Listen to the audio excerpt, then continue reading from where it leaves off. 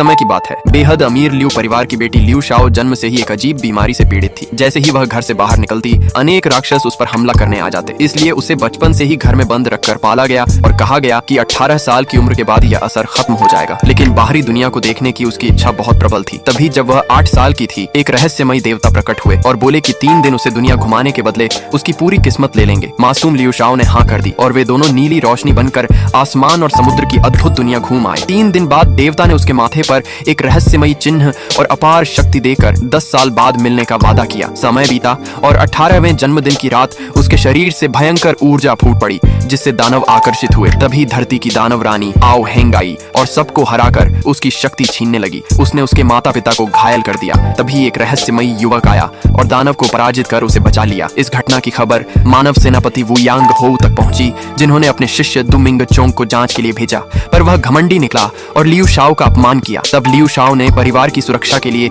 वू यांग हो के महल में जाकर विद्या सीखने का निश्चय किया। कठिन परीक्षा में उसे और अन्य शिष्यों को धूप बत्ती बुझने से पहले दानव ढूंढकर हराना था। चतुराक्षी ने पाउडर से दानव को उजागर किया पर निर्दयता से मार डाला। बाद में उसने लियू शाओ पर शक किया, लेकिन लियू शाओ ने अपनी नई जागी शक्ति और तलवार कला से उसे हरा दिया और महिला विजेता बनी। वहीं लूली ने भी पुरुष विजेता बनकर सबको चौंका दिया। पर उच्च शिष्य बनने से पहले उन्हें लिंग अग्नि परीक्षा देनी पड़ी, क्योंकि राज्य की रक्षा के लिए दिव्य घास की शक्ति चाहिए थी, जिसे केवल योग्य ही पा सकता था। जंगल में परीक्षा के दौरान लियू शाओ को बचपन के देवता की याद और अपने निर्णय की परीक्षा का दृश्य दिखा। तभी 3 पैरों वाला स्वर्ण कौवा प्रकट हुआ, जो देव रूप था। उसके माथे का चिन्ह उससे जुड़ गया और प्रचंड शक्ति फैल गई। वू यांग हो समझ गए कि वे सफल हुए, पर स्वर्ण कौवा अग्निगोले में बदलकर लियू शाओ को जला बैठा। लूली ने उसे बचाया, पर खुद बुरी तरह झुलस गया। दोनों के स्पर्श से अनियंत्रित शक्ति फूटी और लूली ने उसे बचाने के लिए स्वयं वार झेला। पार्ट के लिए चैनल को सब्सक्राइब करके कमेंट में पार्ट 2 लिखे।